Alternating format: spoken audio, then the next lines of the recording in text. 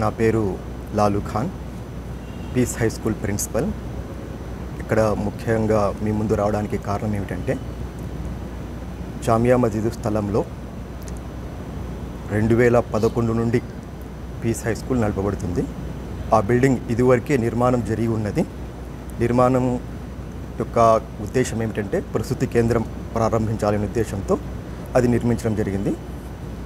ఆ నిర్ణయం పరంగా అది జరగలేదు. ఆ బిల్డింగ్ ఖాళీ ఉండడంతో మేము కమిటీ వారిని విజ్ఞప్తి చేయడం జరిగింది.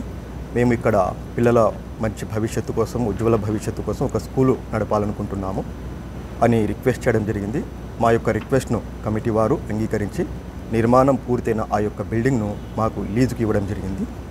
ఆ తేదీ నుండి మేము వారు చెప్పిన నిబంధనల పరంగా మరియు వక్ఫ్ బోర్డ్ యొక్క రూల్స్ పరంగా వాటిని అనుసరిస్తూ కమిటీ వారికి, మసీద్ వారికి సహకరిస్తూ ప్రతి సంవత్సరము వారు చెప్పిన విధంగా నెల నెల రెంట్ కడుతూ వారికి సహకరిస్తున్నాము. ప్రస్తుతము స్కూల్ బాగా నడుస్తుంది. కమిటీ వారు బాగా కోఆపరేట్ చేస్తున్నారు ప్రతి విషయంలో కూడా.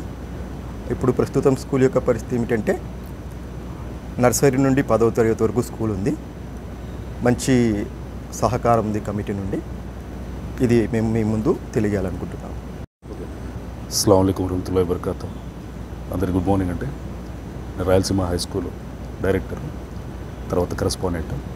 1999 2000 సంవత్సరం గాను జామియా మస్జిద్ కమిటీ నుంచి వక్ఫ్ బోర్డ్ స్థలమైన రాయలసీమ హై స్కూల్ని మాకు లీజుపై ఇచ్చారు. ఖాళీ స్థలం ఇచ్చారు. ఖాళీ స్థలంలో మా సొంత నిధులతో మొత్తం కాంపౌండ్ వాల్ దగ్గర నుంచి బిల్డింగ్ మొత్తము స్వతహాగా మా నిధులతో కట్టుకోవాల్సి వచ్చింది. ప్రతి 10 సంవత్సరాలకు మాకు లీజ్ అగ్రిమెంటు ఇచ్చారు.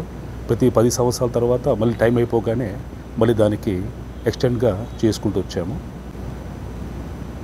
మాది జామియా ఫ్రూట్ మార్కెట్ అండి. మేము 2007 నుంచి మనకు లీజ్కు ఓన్లీ స్థలం ఒకటి ఇచ్చినారు.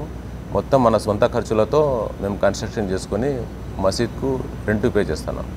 10 ఇయర్స్ వరకు అగ్రిమెంట్ రాయించుకున్నాం. మళ్ళీ 10 ఇయర్స్ తర్వాత మళ్ళీ రెన్యువల్ చేసుకుని మళ్ళీ మసీద్కు రెంట్ పెడతాం. దీంట్లో ఎటువంటి మసీద్తో మనం ఏమిది కానీ ఏం చేయలేం. మనం ఎంత అమౌంట్ వస్తా మనం రెంట్ మనం మంత్లీ పే చేస్తున్నాం. దాంతోపాటు ఇంటర్నేషనల్ ఫంక్షన్ కూడా మాతో పాటే కన్స్ట్రక్షన్ చేసుకున్నారు. వాళ్ళు కూడా మొత్తం ఓన్ అమౌంట్తోనే కన్స్ట్రక్షన్ చేసుకుని దానికి రెంట్ పే చేస్తా. ఇంతవరకు ఏం మనకు వాళ్ళకు ఎటువంటి ఇది లేదు. ఎంత రేట్ మాట్లాడితే కమిటీ ద్వారా మేము అంత రెంట్ పే చేస్తాను.